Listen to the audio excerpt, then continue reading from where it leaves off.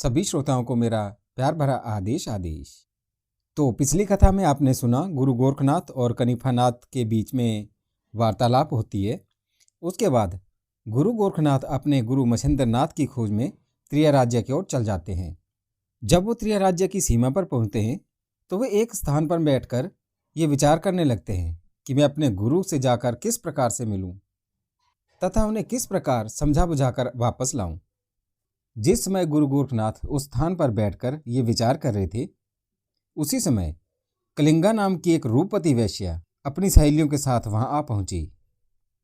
गोरखनाथ ने उसे देखकर प्रश्न किया, हे माता, आप कहाँ जा रही हैं? कलिंगा ने उत्तर दिया कि मैं त्रिया राज्य जा रही हूं। गोरखनाथ ने फिर पूछा कि आप वहां किस लिए जा रही हैं? कलिंगा बोली कि त्रिया राज्य की रानी मैनाकनी संगीत कला प्रेमी है। कुछ वर्ष पूर्व उन्होंने पति की प्राप्ति की है। उसी की खुशी में इन दिनों वे संगीत के जलसे करा रही हैं। मैं उसी जलसे में भाग लेने के लिए जा रही हूँ।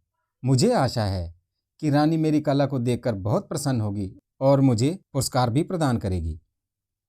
गुरु गोरखनाथ ने कहा, हे माता, आप मुझे भी अपने साथियों के साथ वहां ले चलिए। ये सुनकर कलिंगा ने पूछा, हे साधुराज, आप कुछ गाना बजाना भी जानते हैं या नहीं? यदि जानते हैं तो पहले मुझे सुनाइए। गोरखनाथ इसके लिए तैयार हो गए। वे एक वृक्ष के नीचे बैठ गए। कलिंगा के साथियों ने साजों के स्वर मिलाए। गोरखनाथ ने गंधर्व प्रयोग मंत्र द्वारा अभिमंत्रित भस्म को अपने कपाल पर लगाकर गाना आरंभ किया। उनके गायन को सुनकर न केवल कलिंगा और उसकी सहेलियां बल्कि वन के पशु पक्षी, लता, वृक्ष आदि भी झूमने लगे। ये देखकर कलिंगा आश्चर्यचकित रह गई।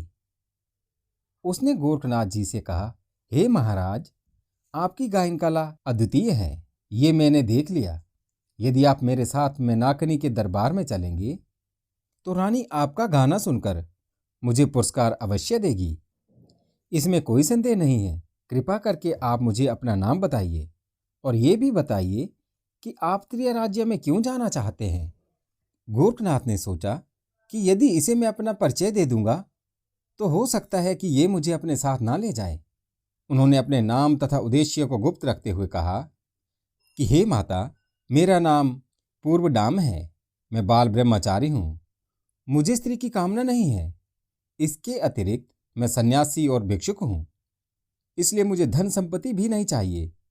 पेट भरने के लिए भोजन मिल जाए वही मेरे लिए काफ़ी है।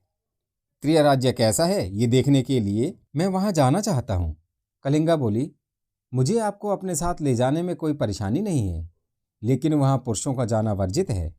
गोरखनाथ ने पूछा कि हे माता, वहां ऐसा क्यों है? तब कलिंगा बोली कि त्रिया राज्य में प्रतिदिन हनुमान जी आते हैं। उनकी गर्जना सुनकर यदि कोई पुरुष वहां उपस्थित होता है तो वह मर जाता है और नारियां गर्भवती हो जाती हैं। लेकिन औरतों को भी पुत्र रूप संतान प्राप्त नहीं होती है, वे गर्भ में ही मर जाती हैं। गोरखनाथ ने कहा, हे माता, हनुमान जी की गर्जना से मेरा बाल भी बांका नहीं होगा। इस संबंध में आप चिंता ना करें। और मेरे पास ऐसी योग शक्ति है कि वहां पर हनुमान जी अथवा अन्य जो कोई भी मुझे देखेगा उसे मैं स्त्री रूप में ही दिखूंगा, पुरुष रूप में किसी को नहीं दिखूंगा। इस प्रकार गोरखनाथ द्वारा आश्वासन देने पर कलिंगा उन्हें अपने साथ ले जाने के लिए तैयार हो गई। कलिंगा अपनी सहेलियों के साथ रथ में बैठी। गोरखनाथ ने रथ को हाँकना शुरू किया। थोड़ी ही देर में वो लोग त्रिया राज्य में जा पहुंचे। वहां जाकर चिन्नापटन नाम के स्थान में वे सब ठहर गए। खाना पीना समाप्त करने के बाद कलिंगा अपनी सहेलियों के साथ सो गई। उस समय एक पहर रात्रि व्यतीत हो चुकी थी। त्रिया राज्य में पहुंचकर गोरखनाथ ने वज्रास्त्र, स्पर्शास्त्र, मोहनास्त्र तथा नागास्त्र की ऐसी योजना की कि कोई भी अन्य व्यक्ति त्रिया राज्य के भीतर प्रवेश न कर सके। उसी समय हनुमान जी सेतुबंध रामेश्वर से चलकर त्रिया राज्य में प्रवेश करने के लिए आए। त्रिया राज्य की सीमा के बाहर गोरखनाथ के अस्त्रों ने उन्हें राज्य की सीमा में प्रवेश करने से रोक दिया। सबसे पहले वज्र अस्त्र आकर हनुमान जी की छाती में लगा। उसके कारण वे पृथ्वी पर गिर पड़े।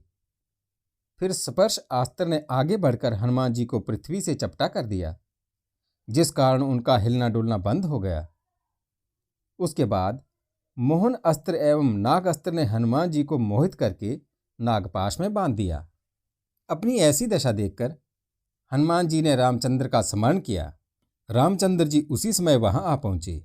हनुमान जी को उस हाल में देखकर रामचंद्र जी ने ध्यान दृष्टि से संपूर्ण रहस्य को समझ लिया और फिर उन्होंने इंद्रासन द्वारा वज्रासन, विभक्त आसन द्वारा स्पर्शासन, ज्ञानास्त्र द्वारा मोहनास्त्र तथा गरुड़ास्त्र द्वारा नागास्त्र का निवारण किया। जब हनुमान जी संकट मुक्त हो गए तो उन्होंने हाथ जोड़कर रामचंद्र जी से पूछा कि हे प्रभु, ऐसा कौन बलशाली व्यक्ति पृथ्वी पर उत्पन्न हुआ है जिसने मेरी ऐसी दशा की है? रामचंद्र जी बोले, हे हनुमान, नाथ योगियों के अतिरिक्त पृथ्वी पर ऐसा कोई व्यक्ति नहीं है जो तुम्हें संकट में डाल सके। नारायण के अवतार तथा मछिंद्र नाथ के शिष्य गोरखनाथ अपने गुरु को वापस ले जाने के लिए त्रिय राज्य में आए हैं। उन्होंने अपना प्रताप प्रदर्शन के लिए तुम्हारी ये दशा की है। ये सुनकर हनुमान ने कहा, हे प्रभु, मछिंद्र नाथ तो मेरी आज्ञा मानकर मैं नाकनी के साथ भोग विलास करने के लिए वहां आए हैं। यदि गोरखनाथ उन्हें यहाँ से ले गए तो बड़ी मुश्किल पड़ जाएगी। अतः आप कृपा करके मेरे साथ गोरखनाथ जी के पास चलिए और उन्हें समझा बुझाकर यहाँ से विदा कीजिए। दोस्तों, इससे आगे की कथा अगले भाग में। अगर आपको कथा अच्छी लगे तो कृपया चैनल को सब्सक्राइब करें, वीडियो को लाइक करें और नाथ संप्रदाय के ऐसे रोचक और गुरु गोरखनाथ की महिमा को बखान करने के लिए मेरा सहयोग करें।